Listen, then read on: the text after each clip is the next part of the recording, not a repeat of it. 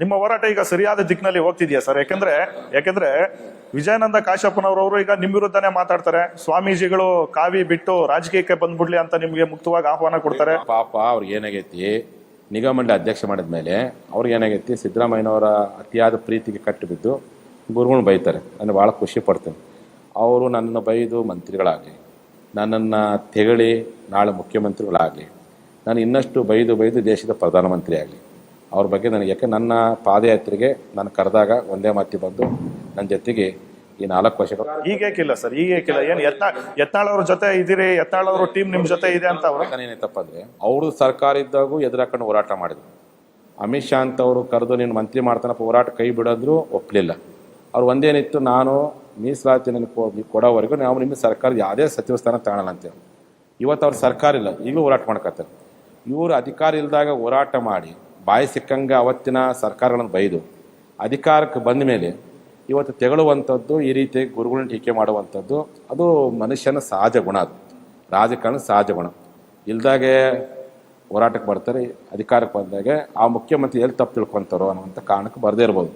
ಅದು ಪ್ರತಿಯೊಬ್ಬ ರಾಜಕಾರಣಿ ಮನುಷ್ಯ ಸಹಜ ಗುಣ.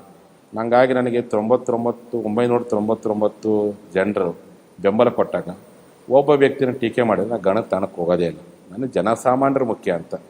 ಇವತ್ತಿನವರೆಗೂ ಬಸವಪಾಟಿ ಯತ್ನಾಳ್ ಅವರು ನಮ್ಮ ಹೋರಾಟವನ್ನು ಎಂದು ವೈಯಕ್ತಿಕವಾಗಿ ಬಳಸ್ಕೊಂಡಿಲ್ಲ. ಹಂಗೆ ವೈಯಕ್ತಿಕವಾಗಿ ಬಳಕೆ ಮಾಡ್ಕೊಂಡಿದ್ರೆ ಯಾವತ್ತೇ ರಾಜ್ಯದ ಮುಖ್ಯಮಂತ್ರಿ. ಅದೇ ಪ್ರಶ್ನೆ ಉಂಟಾಗಿರೋದು, ಯತ್ನಾಳ್ ಅವರು ರಾಜಕೀಯ ಅಸ್ತಿತ್ವಕ್ಕಾಗಿ ಸ್ವಾಮೀಜಿಗಳನ್ನ ದುರುಪಯೋಗ ಪಡ್ಕೊಳ್ತಾ ಇದ್ದಾರೆ ಅಂತ. CM ಹಾಕಿದಿಲ್ಲ ಅವರು.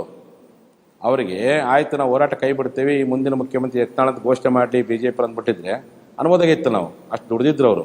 ಆದರೆ ಎಂದೂ ಸಹ ಅದು ನನಗೆ ಒಂದು ದಿನ ಸಹ ನೀವು ಸಮಾಜದ ರಾಜಕಾರಣಿಗಳಿಗೆ ಅದು ಬೇಕಿದ್ರೆ ಕೇಳಕ್ಕೆ ಹೋಗ್ಬಿಟ್ಟು ಓನ್ಲಿ 2A ಕೇಳ್ರಿ. ಹಾಗಾದ್ರೆ ಯತ್ನಾಳ್ ಅವರು CM ಆಗ್ಲಿ ಅಂತ ತಾವು ಬಯಸ್ತಾ ಇದ್ದೀರಲ್ಲ? ಅವ್ರು ಎಂದು ನಿಮಗೆ ಹೇಳಿದಂದ್ರೆ ಸ್ವಾರ್ಥ ಭಾವನೆ ಎಂದು ಮಾಡಲಿಲ್ಲ. ಒಟ್ಟಾರೆ ನಮ್ಮ ಜೊತೆ ಇರ್ತಕ್ಕಂಥದ್ದು ಯಾರ ತಕ್ಕ ಸ್ವಾರ್ಥ ಭಾವನೆ ಇಲ್ಲ. ಎಲ್ಲರೂ ತಮ್ಮ ರಾಜಕೀಯ ಎನ್ನುವಂಥ ಪಾದರಕ್ಷೆಯನ್ನು ವಸ್ತಿಲ್ಲ ಹೊರಗಡೆ ಬಿಟ್ಟು ಸಮಾಜದ ಮಕ್ಕಳಾಗಿ ಬಂದು ಹೋರಾಟ ಬೆಂಬಲ ಪಡ್ಕೊತಾರೆ. ಕೆಲವ್ರಿಗೆ ಮನುಷ್ಯನ ಆದಿಸಿ ಇದ್ದೇ ಇರುತ್ತೆ. ಹಂಗೆ ಅನ್ಕೊಳ್ಳೋರ ಮೇಲೆ ಬೇಜಾರಕ್ಕೆ ಹೋಗಲ್ಲ. ಈಗ ನಮ್ಮವ್ರಿಗೆ ಯಾರೋ ಟೀಕೆ ಮಾಡ್ತಾನೆ ಅನ್ಕೊಳ್ಳಿ, ನಾನು ಅವ್ರ ಬಗ್ಗೆ ಬೇಜಾರು ಮಾಡಕ್ಕೆ ಹೋಗಿಲ್ಲ. ನಾನು ಹೆಂಗೆ ಸಮಾಧಾನ ಆಗಿದ್ದೀನಿ, ಮಾಜಿ ಇದ್ದಾಗಾದ್ರೂ ಪುಣ್ಯಾತ್ಮರು ಹೋರಾಟಕ್ಕೆ ಬಂದು ಬೆಂಬಲ ಕೊಟ್ಟಾರಲ್ಲ, ಹಾಲಿದ್ದ ಬರ್ದಕ್ಕೆ ಇರ್ಬೋದು. ನಾಳೆ ಮತ್ತೆ ಇನ್ನೊಂದ್ಸರಿ ಬರ್ಬೋದು, ಮನಸ್ಸು ಪರಿವರ್ತನೆ ಆಗಲಿ. ಇದು ಈಗಷ್ಟೇ ಅಲ್ಲ, ಯಾವುದೇ ಸರ್ಕಾರ. ಈಗಲೂ ನಿಮ್ಮ ಲಿಂಗಾಯತ ಸಮುದಾಯದ ಕೂಗಿದೆ, ಸಮುದಾಯಕ್ಕೆ CM ಸ್ಥಾನ ಕೊಡಿ, ನಮಗೂ ಕೂಡ ಅವಕಾಶ ಕೊಡಿ ಅಂತ. ಈಗ ನೋಡ್ರಿ, ನಾನು ಈ ಹೋರಾಟಕ್ಕೆ ಇಳಿದ ಮೇಲೆ ನಂದು ಒಂದೇ ಗುರಿ, ಮುಖ್ಯಮಂತ್ರಿ ಸ್ಥಾನಕ್ಕಿಂತ, ಮಂತ್ರಿ ಸ್ಥಾನಕ್ಕಿಂತ, ನಿಗಮ ಮಂಡಳಿ ಅಧ್ಯಕ್ಷ ಸ್ಥಾನಕ್ಕಿಂತ ಮೀಸಲಾತಿ ಮುಖ್ಯ ಅಂತ. ಅದು ಒಂದನೇ ನಾನು ಪಕ್ಷಗಳಿಗೆ ಕೇಳ್ತೇನೆ. ನಿಮ್ಮ ಪಕ್ಷದ ಹೈಕಮಾಂಡ್ ವಿಚಾರಣೆ ಬಿಟ್ಟಿರ್ತಕ್ಕಂಥ ನಾನು ರಾಜಕೀಯ ಪ್ರಾತಿನಿಧ್ಯ ಕೇಳುವಂಥ ಸಂದರ್ಭದಲ್ಲಿ ಕೇಳ್ತೇನೆ. ಯಾರಿಗೆ ಕೇಳೋಕೆ ಅವ್ರಿಗೆ ಕೇಳ್ತೇನೆ. ನಂದು ಓನ್ಲಿ ಟಾರ್ಗೆಟ್ ಏನಪ್ಪ ಅಂದ್ರೆ ಮೀಸಲಾತಿಗಳು ನಮ್ಮನ್ನು ಹೊರಪಡಿಸಿ ಲಿಂಗಾಯತರಿಗೆ OBC ಕೊಟ್ರಿ ಅಂತ. ಈ ಕಡೆ ನೀವು ಈ ದೊಡ್ಡ ಮಟ್ಟದಲ್ಲಿ ಹೋರಾಟ ಮಾಡ್ತಾ ಇದ್ರಿ, ಮತ್ತೊಂದು ಕಡೆ ಜಾತಿ ಗಣತಿ ವರದಿಯನ್ನು ಅನುಷ್ಠಾನ ಮಾಡಿ ಅಂತ ಹಿಂದುಳಿದ ವರ್ಗದ ಸಂಘಟನೆಗಳು ಒತ್ತಾಯ ಮಾಡ್ತಿದ್ದಾರೆ.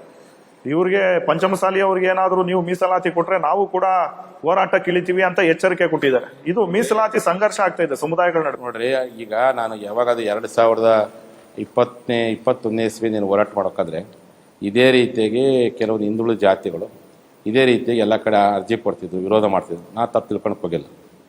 ಅವರ ಅಪೇಕ್ಷೆ ಅಭಿಪ್ರಾಯ ಅವ್ರು ಹೇಳ್ತಾರೆ. ನಾನು ಇಂಥ ಜಾತಿ ಕೊಡಬೇಡ ಅಂತ ಕೇಳೋಕ್ಕೆ ನಿಮಗೇನು ಹಕ್ಕಿದೆ ಅಂತ. ಈ ದೇಶದ ಪ್ರಜೆಗಳು ನಮಗೆ ಅಕ್ಕ ನಾವು ಕೊಡೋದು ಬಿಟ್ಟು ಸರ್ಕಾರಕ್ಕೆ ಬಿಟ್ಟಿದ್ದು. ನೀವ್ಯಾರು ಕೇಳಕ್ಕೆ ನಮಗೆ? ನೀವು ಅವ್ರಿಗೆ ಕೊಡಬೇಡ ಅಂತ ಹೇಳ್ತೀವಿ, ನಾವೆಂದ ನಿಮ್ಗೆ ಹೇಳಿದಾವೆ? ಈ ಸಮುದಾಯ ಇವತ್ತವರೆಗೂ ಅತ್ಯಂತ ಜಾತ್ಯತೀತ ಬೆಳೆದಿದೆ. ಇವತ್ತು ಎಲ್ಲ ಹಿಂದುಳಿದ ಜಾತಿಗಳನ್ನು, ದಲಿತ ಸಮುದಾಯಗಳನ್ನು ಅತ್ಯಂತ ಪ್ರೀತಿಯಿಂದ ಕಂಡುಕೊಂಡಿದ್ದು ಪಂಚಮಸಾಲಿ ಸಮಾಜ. ಯಾವುದೇ ಜಾತಿಗಳು ಮೀಸಲಾತಿ ಕೇಳೋ ಸಂದರ್ಭದಲ್ಲಿ ನಮ್ಮ ಜನ ಬೆಂಬಲ ಕೊಟ್ಟಿದ್ದಾರೆ. ಆದರೆ ಪಂಚಮಸಾಲಿಗಳು ಕೇಳಬೇಕಾದ್ರೆ ನೀವು ಬೇಕಾದ್ರೆ ನೀವು ನಿಮ್ಮ ಮೀಸಲಾತಿಯನ್ನು ಹೆಚ್ಚಳ ಮಾಡಿ ಅಂತ ಕೇಳ್ರಿ. ಈ ಸಮಾಜದವರಿಗೆ ಕೊಡಬೇಡ ಅಂತ ಹೇಳುವಂಥ ಅಧಿಕಾರ ಯಾರಿಗೂ ಇಲ್ಲ. ಅಕಸ್ಮಾತ್ ನೀವು ಹೇಳ್ತಿರಪ್ಪ ಅಂದ್ರೆ ನಿಮ್ಮ ಅಭಿಪ್ರಾಯ, ಅದಕ್ಕೆ ನಾನು ಟೀಕೆ ಮಾಡೋಕ್ಕೆ ಹೋಗಲ್ಲ. ನನ್ನ ಹಕ್ಕನ್ನು ಕೇಳ್ತೀನಿ. ನಾವು ಕೇಳುವಂಥ ಸ್ಥಾನದಾಗ ಅದೇವಿ, ಸರ್ಕಾರ ಕೊಡುವಂಥ ಸ್ಥಾನದಾಗ ಅದೇವೆ. ಕೊಡೋದು ಬಿಟ್ಟು ಅವರೇ ಬಿಟ್ಟಿದ್ದು. ಅದಕ್ಕೋಸ್ಕರವಾಗಿ ಏನು ಮಾಡಿದ್ರು ಬಸವರಾಜ ಬೊಮ್ಮಾಯಿಯವರು, ಈ ಹಿಂದುಳಿದ ಜಾತಿಯ 2A ಮೀಸಲಾತಿಗಳು ಹಿಂದುಳಿದ ಜಾತಿಗಳ ಸಮಸ್ಯೆ ಆಗಬಾರ್ದು ಕಾರಣಕ್ಕೆ ನಮಗೆ ಹೊಸ ಪ್ರವರ್ಗ ಸೃಷ್ಟಿ ಮಾಡಿದ್ರು, 2D ಅಂತ ಎಲ್ಲ ಲಿಂಗಾಯತರು. ಅದು ನಮಗೆ ಗೆಜೆಟ್ಟು ಆಗಿತ್ತು. ಅದನ್ನು ಇವರೇ ಇದೇ ಸರ್ಕಾರದ ಕೆಲವು ವ್ಯಕ್ತಿಗಳು ಅವರ ಪರವಾಗಿರ್ತ ವ್ಯಕ್ತಿಗಳ ಮೇಲೆ ಕೇಸ್ ಸುಪ್ರೀಂ ಕೋರ್ಟ್ನಾಗ ಐತಿ. ಅವ್ರು ಹೇಳಿದ್ರು ವಿಕ್ರಮ ಕೇಸ್ ವಾಪಸ್ ಸರ್ಕಾರ ಸುಪ್ರೀಂ ಕೋರ್ಟ್ ಬಟ್ ಮಾಡ್ತಿದೆ. ಅಲ್ಲ, ಇವರು ಅವ್ರು ಕೇಳೋ ಯಾರು ಇವ್ರ ಕಡೆ ಹಾಕ್ಸಲ್ಲ ಕೇಸ್, ಅದನ್ನು ಇವರು ಪಕ್ಷದವ್ರು ಹಾಕಿದಾರಲ್ಲ, ಅದನ್ನ ವಾಪಸ್ ತೆಗೆಸ್ಕೊಟ್ಟದನ್ನ ಒಬ್ಬ ನಮಗೆ ನ್ಯಾಯ ಕೊಡ್ಲಿ. ನಾವು ಕಷ್ಟಪಟ್ಟು ಹೋರಾಟ ಮಾಡಿದ್ದು ಹಿಂದೆ ಕೊಟ್ಟಿದ್ದಂತಹ ಅದನ್ನೂ ಕೊಡಕ್ಕೆ ರೆಡಿ ಇಲ್ಲ. 2A ಒಳಗಿನ ಮೂಲ ಬೇಡಿಕೆ ಅದರೊಳಗೆ ಸೇರಿಸಪ್ಪ ಅದಕ್ಕೂ ಕೊಡಕ್ಕೆ ರೆಡಿ ಇಲ್ಲ. ಕೊನೆ ಪಕ್ಷ ಯಾವುದೇ ಬೇಡೋ ಯಾವುದೋ ಬೇಡ ಕೊರಿಗೆ OBC ಮೀಸಲಾತಿ ಅದಕ್ಕೆ ರೆಕಮೆಂಡ್ ಮಾಡಿರಿ. ಅದು ನಿಮ್ಗೆ ನಿಮ್ದೇನು ದೊಡ್ಡ ನಿಮ್ದೇನು ಗಂಟು ಹೋಗಲ್ಲ. ಪೋಷಣೆ ಮಾಡೋ ಕೆಲಸ ಮಾಡಿರಿ. ನಾವು ಮತ್ತು ಕೇಂದ್ರ ಸರ್ಕಾರಕ್ಕೆ ಹೋರಾಟ ಮಾಡ್ತೀವಿ. ನಮ್ಮ ಸೆಂಟ್ರಲ್ OBC ಹಿಂದಿನ ನಮ್ಮ ಸಿದ್ದರಾಮಣ್ಣವ್ರು ನಮಗೆ ಸಿದ್ದರಾಮಯ್ಯ ಸಾಹೇಬರು ಅದು ನಮಗೆ ಇದು ಅನುಷ್ಠಾನ ರೆಕಮೆಂಡ್ ಮಾಡಿದರೆ ನಮ್ಗೆ ಅನುಷ್ಠಾನ ಮಾಡಿ ಹೋರಾಟ ಮಾಡ್ತೀವಿ. ನಿಮ್ಗೆ ಅದು ಇಲ್ಲ ಇದು ಇಲ್ಲ ವಿನಾಕಾರಣ ಗೊಂದಲ ಮಾಡಿಕೊಂಡು ಅರೆಸ್ಟ್ ಮಾಡಿ ನಮ್ಮ ಶಾಸಕರಿಗೆ ಅಧಿಕಾರ ಆಶೆ ಆಂಶ ತೋರಿಸಿ ಒಡೆದಾಳ ನೀತಿ ಮಾಡುವಂಥದ್ದು ಸರ್ಕಾರಕ್ಕೆ ಶೋಭೆ.